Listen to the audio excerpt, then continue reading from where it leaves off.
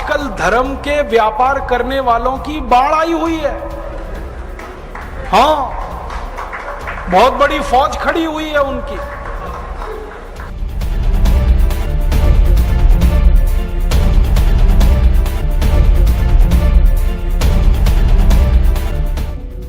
शराब का सबसे पहला फायदा, शराब आपके कॉन्फिडेंस को बढ़ाती है।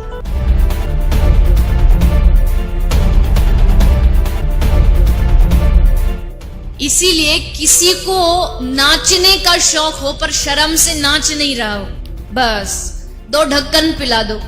और इस रास्ते पर हमको भटकाने वाले 10-20 नहीं है, सैकड़ों लोग हैं।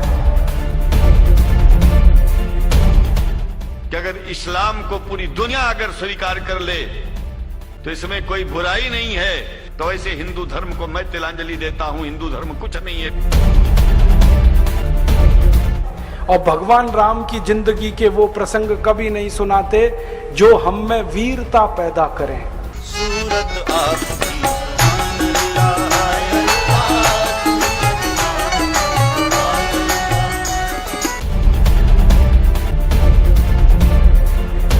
कहीं से 10 करोड़ लूटो, कहीं से 20 करोड़, कहीं से 25 करोड़।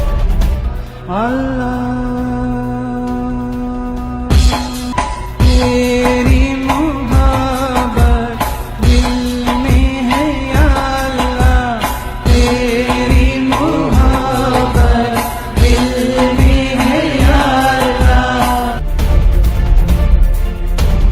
मैंने देखा है क्या क्या पाखंड और नौटंकी चलता है।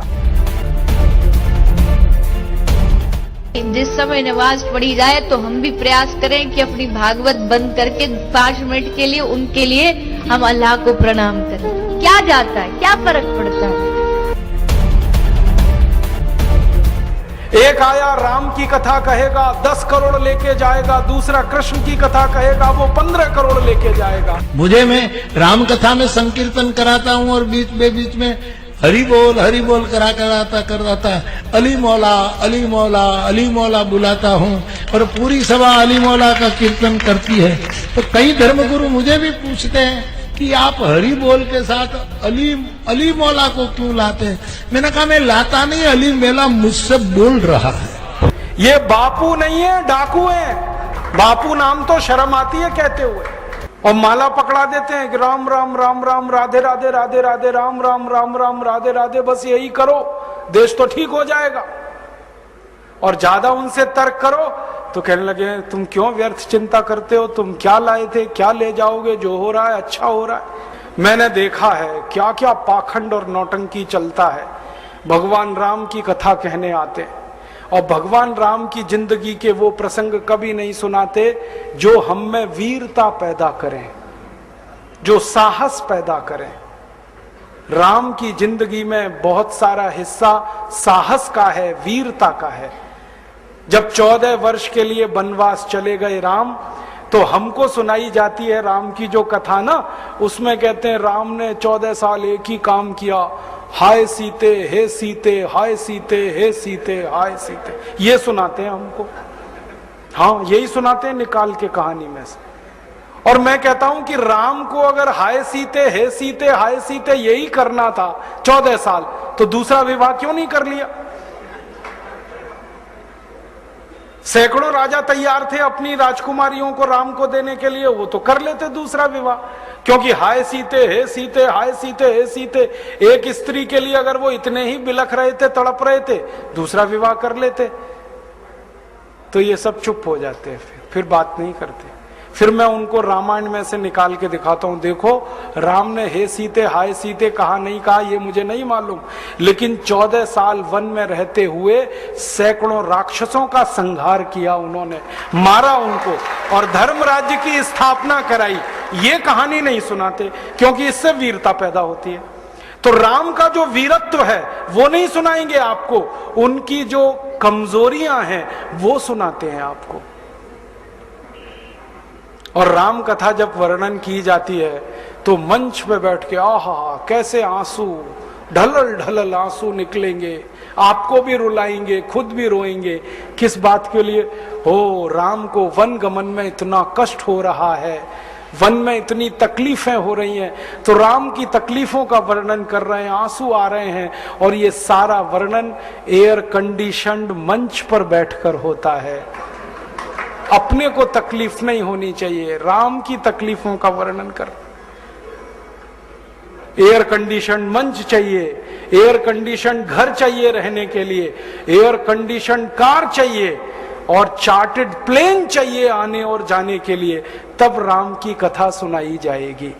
जो राम जिंदगी भर पैदल चलते रहे, जिन्होंने अपना रथ भी छोड़ दिया था अयोध्या से निकलते समय, वो राम ने जिंदगी भर पैदल चल के काम किया, और यहां एयर कंडीशन कारों में घूम घूम कर, चार्टर्ड प्लेन में घूम घूम कर राम की कथा सुनाते हैं।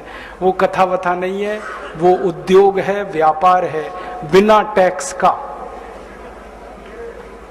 और मुझे बहुत शर्म है ये कहते हुए, समय आने पर प्रमाण से बात करूंगा कि राम कथा कहने वाले ब्लैक मनी को व्हाइट मनी करने के काम में लगे हुए एजेंट हैं, और इससे ज्यादा कुछ नहीं।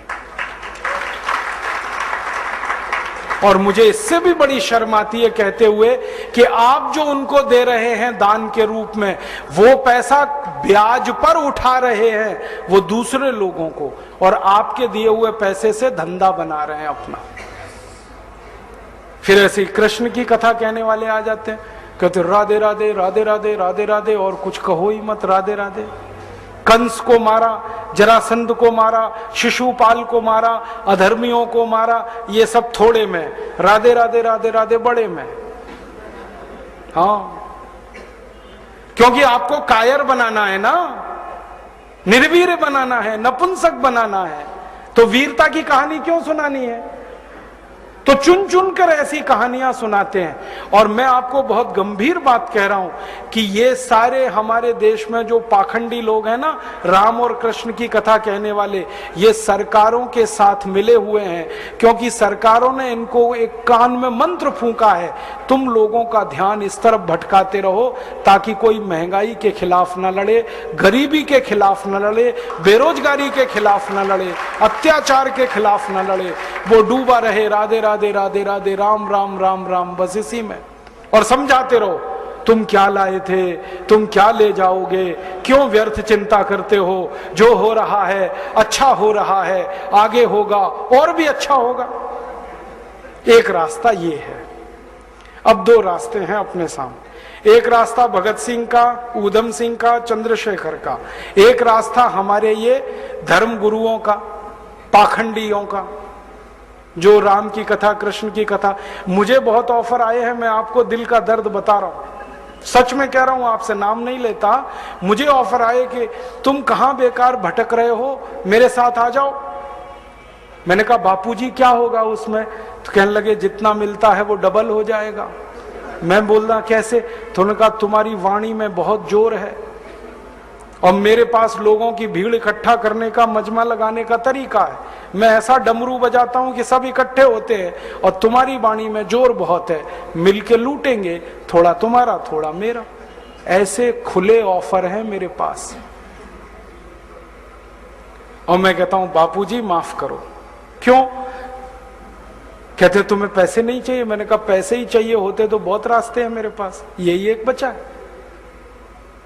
पैसे ही कमाने हैं तो बहुत रास्ते हैं, ये एक रास्ता थोड़ी है।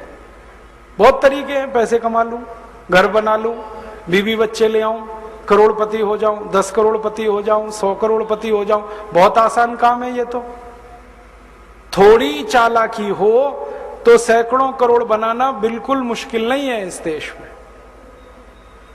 फिर अंत में तो वही होगा ना, सैकड़ों करोड़ हो गए, एक दिन डायबिटीज होगी, एक दिन अर्थराइटिस होगा, एक दिन हार्ट अटैक आएगा, मैं मरने ही वाला हूं। तो मरना तो है ही, वहां भी शायद जल्दी मरूं, क्योंकि जब शरीर में तामस वृत्ति आती है ना तो जल्दी मरता है आदमी। जब तक सात्विक रहता है तब तक थोड़ा दम रहता है, तो तामस वृत्ति आएगी, मरना मुझे वहां भी है। तो क्यों ना इस रास्ते पे चल के मरूं जहां सात्विक वृत्ति भी है, मरना है ये तो पक्का ही है, जिंदा तो कोई रहेगा नहीं।